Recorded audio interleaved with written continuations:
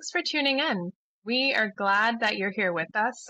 Welcome to the Pivot Table. This is real talk for leaders who are ready to realign, reimagine, and redefine what success means today. I'm Raveen Houghton, COO and Career Transition Strategist at DRI Consulting, and I'm here with Dr. Makisha Spence, Managing Partner and CEO, and Amma Brew, Life Balance Strategist and Mental Health Coach. We are excited for today's conversation because we're going to be talking about the many types of career pivots. But before we get into that, let's get really clear on the landscape. In the career transition space, we often hear the same kinds of questions. What kinds of pivots are out there? And am I the only one going through this? And the reality is that pivots come in many forms. Some of them are chosen, whereas others are unexpected. And every leader faces them at some point. Naming them, though, especially the most common types, helps us to see the transition as a normal part of the leadership growth process and not necessarily a sign of something going wrong. So let's start there. Makisha and Amma, what are the most common types of pivots that leaders actually face? That's a great question, Raveen. I think very often when we think of a career pivot or a leadership pivot, we imagine someone who is in a job that they're finding frustrating or challenging or no longer fulfilling, and they need to completely change career. They need to reimagine, to use your word, moving from the type of role that they're in into another role. And that's a really genuine able type of pivot, and it often requires reskilling and changing tools, perhaps even going back to study. And that's really a big, big shift. And that's very much the type of shift I made. I had a really good foundation in psychology, but I had to pivot from neuroscience to consulting psychology. And that required quite a bit of work to make that change. But of course, that's not the only kind of change. I mean, that's a really big one that requires a lot of resources, a lot of time. Some people just don't have that luxury or don't even have that interest. So some of the other pivots that and I know because we've all done this type of work, have worked with, and certainly I've worked with, would be persons who recognize their leadership style is just not working for them and perhaps not working for their team. So that's like a leadership pivot. So shifting their whole approach to work and their whole approach to leadership. Another type of pivot might be someone who's forced to pivot. So they may have been in a position for a long time.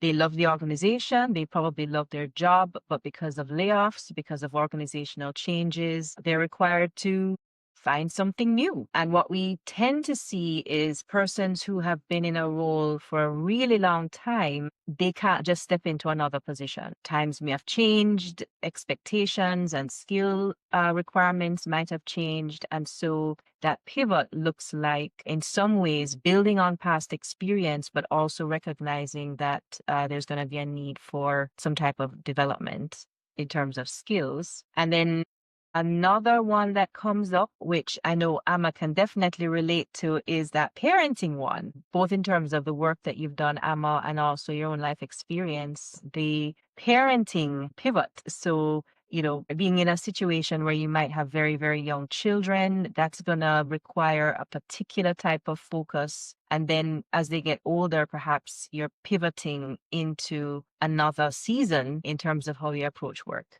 So I'll stop there because I'm sure Anna has some thoughts as well and some ideas about different types of pivot. Yeah, it's not you just talk about everything that I was thinking about, like you're reading my mind. But it's interesting because when people hear pivot, they only think about one thing, right? Okay. They think it's just career and maybe you're either laid off or you want to change your jobs, Mm-hmm. right? Or you want to change the company you're working for. But um pivot is change. So any kind of change that you do in your life, in your career, to realign yourself is considered a pivot. And so for me, Mm-hmm. that's how I see it. So it cuts across from, like you said, from parenting and back to career, from career back into parenting. And even sometimes you could get sick or a family member can get sick and that can Oh, create a yeah. pivot for you because you have to shift things so that you can probably go be a caregiver or take care of yourself because you are the one with the diagnosis, right? So anything that involves making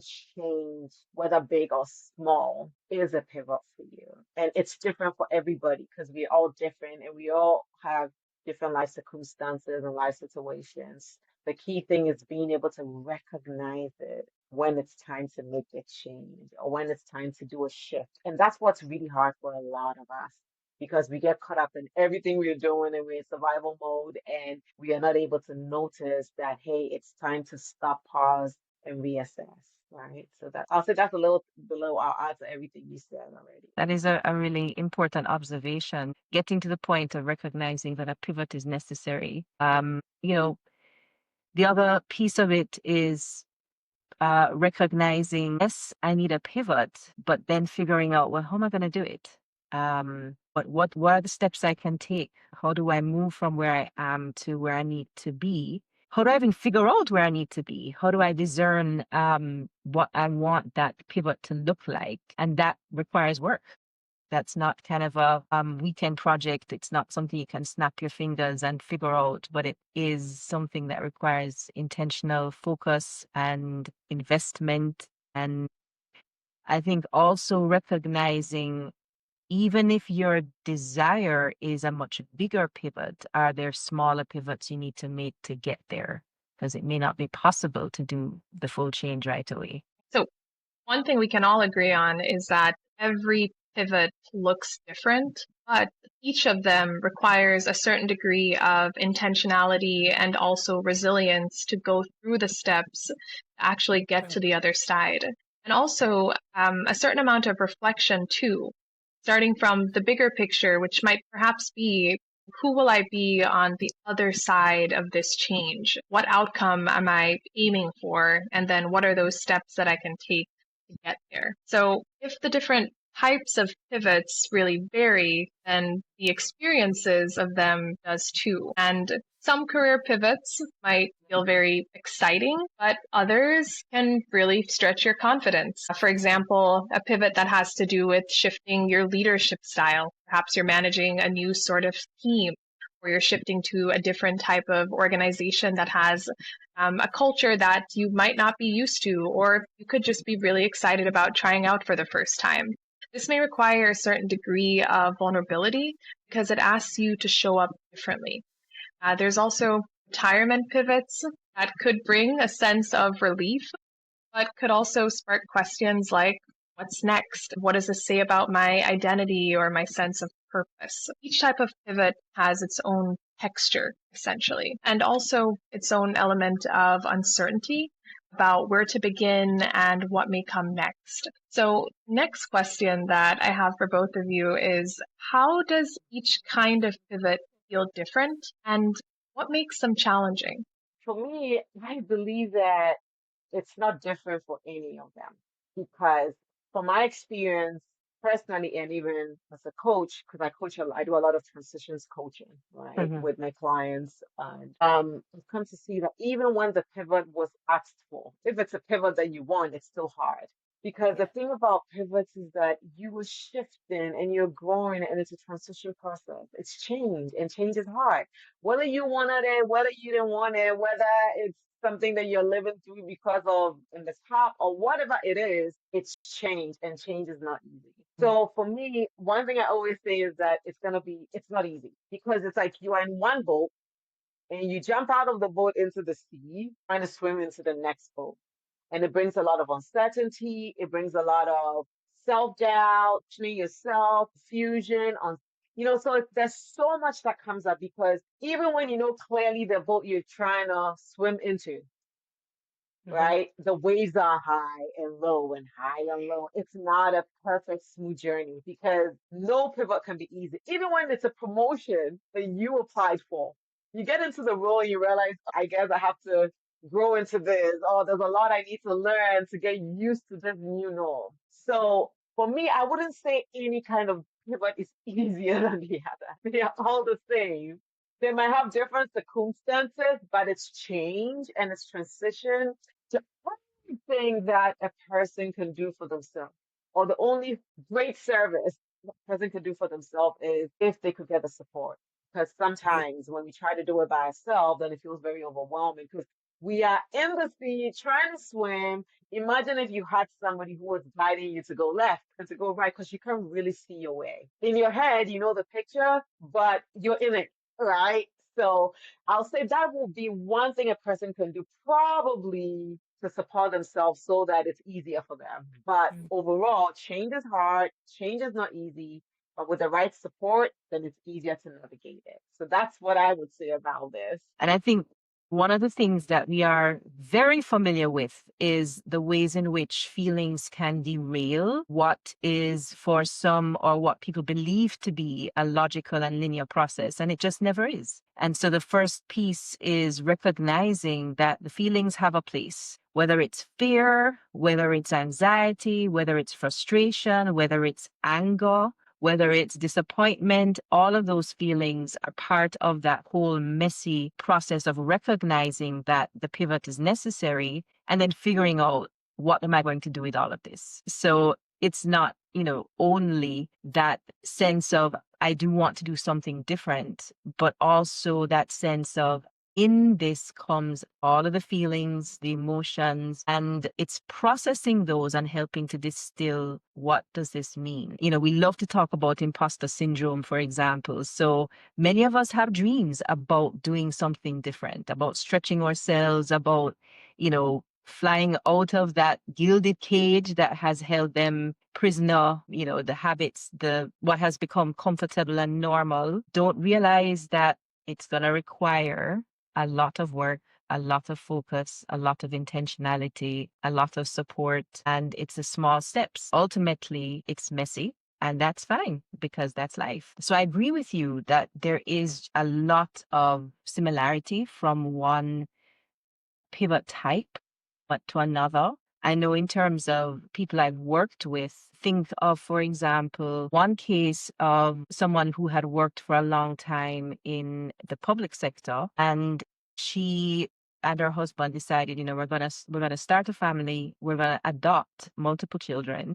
And the first thing she noticed was that her personality was starting to change in the sense that, she moved from someone who was very relaxed, laid back, didn't plan very much. And all of a sudden, she was being forced to change the way she approached her life. So she knew she was wired to be open-ended and she didn't like too much structure, but now she had multiple children to look after. And so part of her pivot was recognizing that the systems and processes and approaches she used historically were just not going to work because she now had changed her role.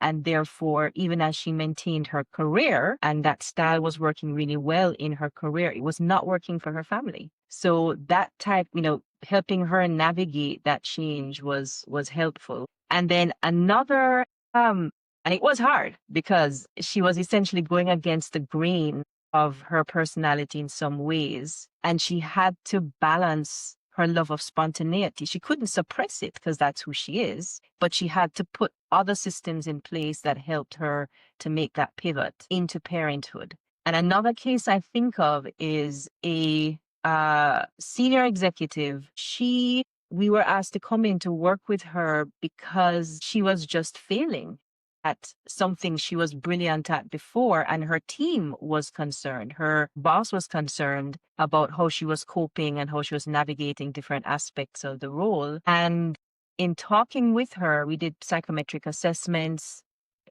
Her psychometric assessments before versus after had changed significantly, which is unusual for some of them. And in whittling down and talking with her, we understood that she had had a major medical/health event that was impacting both how she processed things, but also just how she showed up.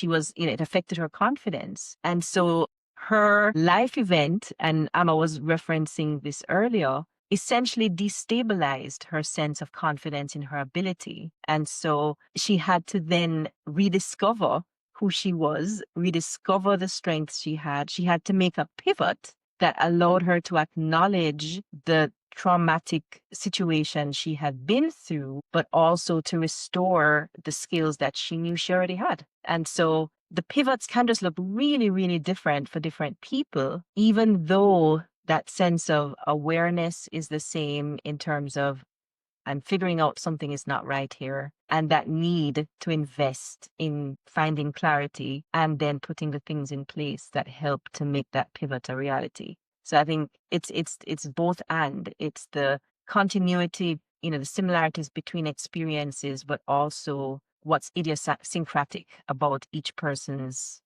lived situation. And then, of course, the skill sets that are needed to help people navigate that wide variety of experience. So I think that that's really interesting to me as well. Pivots are multifaceted and dynamic. They've got lots of layers and factors contributing to how they're experienced and also how they need to be navigated. So that brings us to the next question, which is really about which pivots tend to be the hardest to navigate and why. I ask this question because some pivots stretch us more than others. For example, a forced pivot can feel especially heavy, whereas others might challenge who we are to our core, so our identities. So, which pivots tend to be the hardest to navigate, and why do you say so? Interesting question. I think it boils down to the individual and the types of resources they have available. I have seen people make massive pivots because they had the support to find clarity, to put a plan in place, and to work through that plan step by step.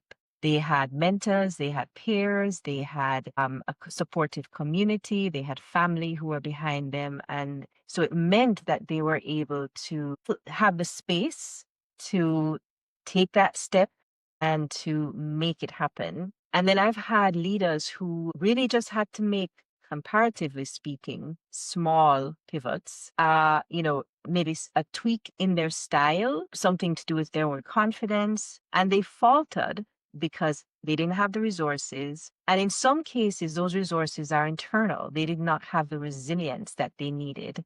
They did not have the internal sense of, I can do this. The self-efficacy was missing. And so looking on from the outside as a coach, as someone who was brought in to help, you see them just absolutely struggling with something that is considered comparatively small.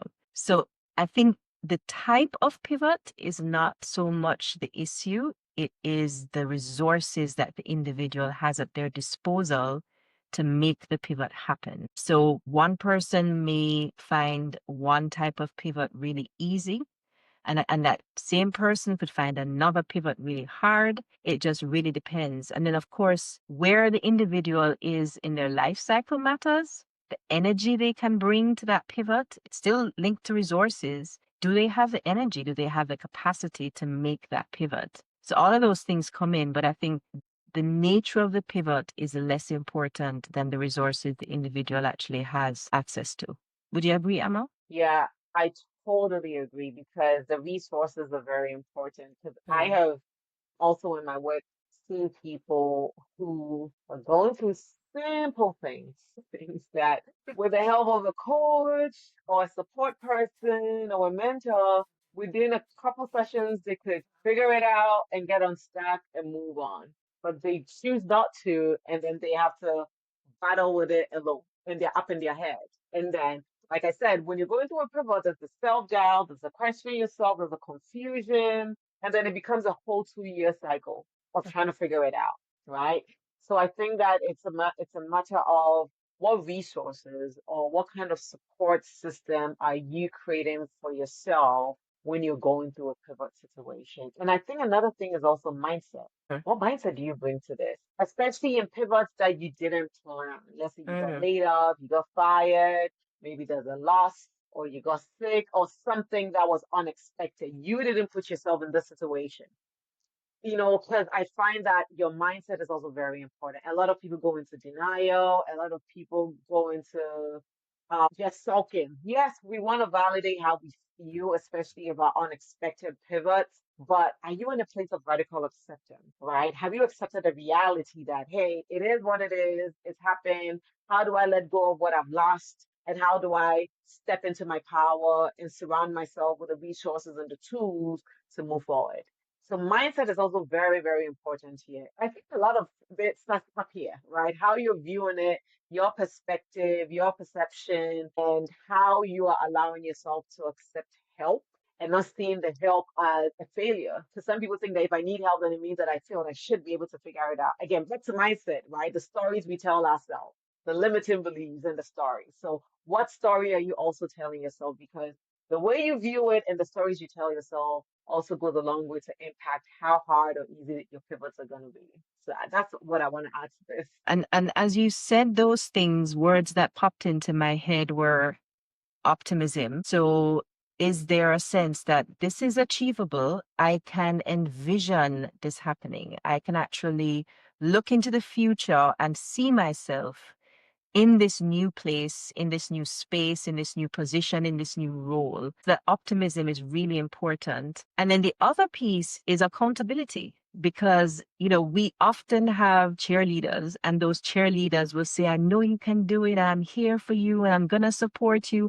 But they struggle to hold us accountable. And so it's not just having people who are going to support us, but also people who are going to challenge us to put a deadline on it and to maintain the discipline and the commitment that we need to stick to that deadline and to recognize that, yes, we should have rewards and celebrations when we meet them, but then what happens when we don't? So who are the people who can lovingly say to us, look, you are not doing what you said you were going to do, and you're not sticking to your plan. And how are you going to fix it? How are you going to do better? And how are you going to check those boxes that you have identified for yourself as part of this pivot process? So I think we're hearing resources, mindset, accountability, and also those cheerleaders matter. So it's important to have the cheerleaders too, but certainly that accountability is what helps people move from point A to point B in making that pivot. And in addition to that, it's also important to have at least one person in your corner who's going to champion focusing on what is actually within your realm of control. As both of you have talked about, pivots can be something that's forced, so something that you are just going through by virtue of being in a leadership role. This is the next step in the progression of things. Or it could be something that you're choosing that started out as joyful, but naturally anxiety, fear, and other emotions have seeped in. And now you're struggling to figure out, well, what do I do next? Which way do I turn? So it's important to have somebody in your corner who's going to say to you, what can you actually focus on in this moment that is within your control? This could be your mindset. It could be your routine. It could be the resources that you have access to, or it could even be your network. And once you have identified those things, how are you going to leverage them? What's that one step that you can take today? That one thing that you can do to move the needle forward in a positive way? Because the hardest pivots are sometimes the ones that feel like they're happening to you and not for you. Once you're able to even make that subtle shift in your mindset and take control of some aspect of it, take ownership of some piece of it, then that could be the shift that you need to step into a position where you get to decide what happens next and you get to start building that momentum. So I know we've talked about a lot of things so far, ranging from the types of pivots to what experiencing them can be like and the resources that are available. But nevertheless, a lot of leaders still experience fear as they're navigating their pivots. So the next thing I wanted to find out was, what do you believe can help leaders approach any kind of pivot with clarity instead of fear? Because fear is what tells us to shrink back or to second guess. Clarity is what helps us to move forward with purpose. And every single pivot has that potential to really be that turning point towards growth if we approach it from the right perspective. So, what helps leaders approach any kind of pivot with clarity instead of fear? I think fear is good. I think fear is absolutely normal And if you're not afraid, something is wrong because it means your dream is not big enough. It's not about being fearful. I think fear is a big part of motivating us to make that pivot. The challenge and the problem is when we succumb to it and we allow fear to paralyze us. So we do need to validate all of the feelings that come with a pivot process because they are a part of who we are and they tell us that we're alive and we're normal and that we are working through the struggle.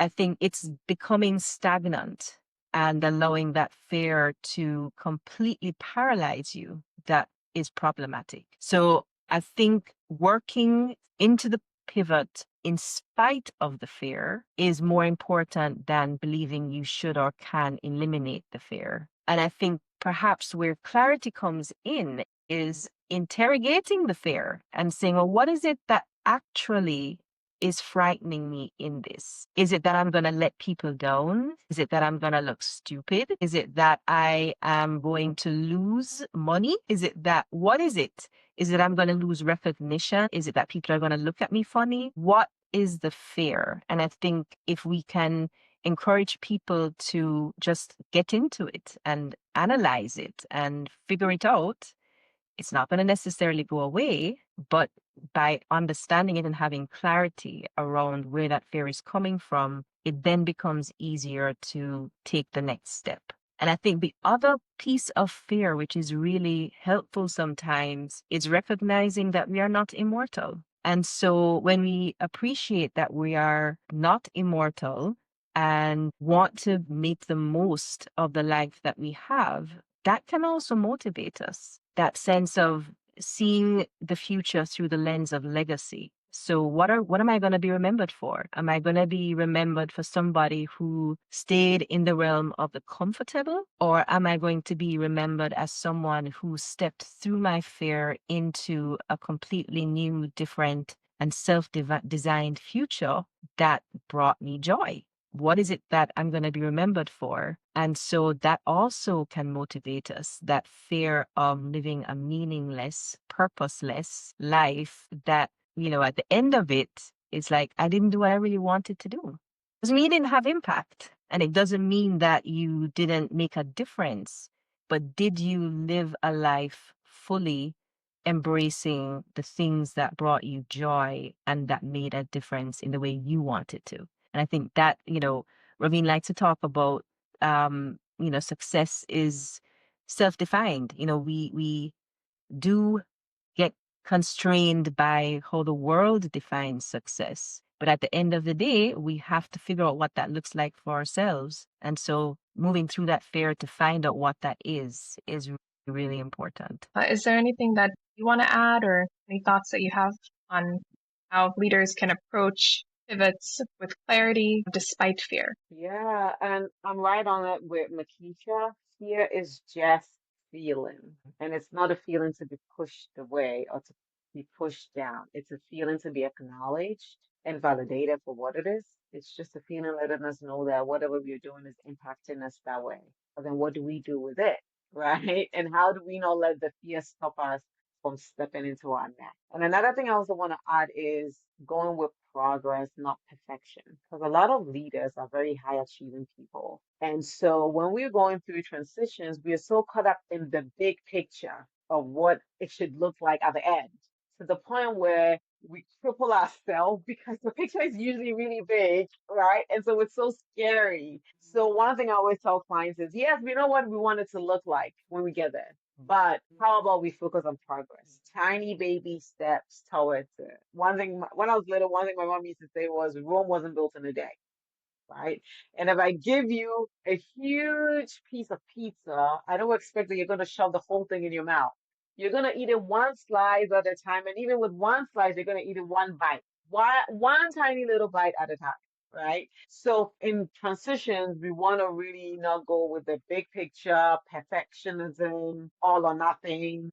Because that's when there's one little mishap and it's like, oh, I failed and it's done. And and then it's like, you're just going down that rabbit hole, right? Of catastrophic thinking. So approaching it with more of the progress, not perfection, taking it one day at a time. and continuing to see the whole picture of, hey, even if there's some mishap, yes, there's some great things going on, and I'm going to continue to take it one day at a time.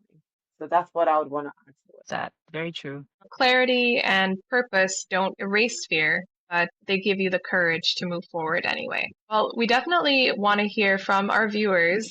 What's one pivot, big or small, that's shaped the way you see yourself as a leader? Please be sure to share that in the comments. Your story might remind someone else that they're not alone in their own transition. So thank you again for joining us at the pivot table. Remember, you can't always choose the type of pivot that you're going through, but you can choose how you approach it. And if this conversation really spoke to you or resonated with you, then download our free pivot readiness guide or join our leadership pivot webinar, and you'll find a link with more information in the description. Take care.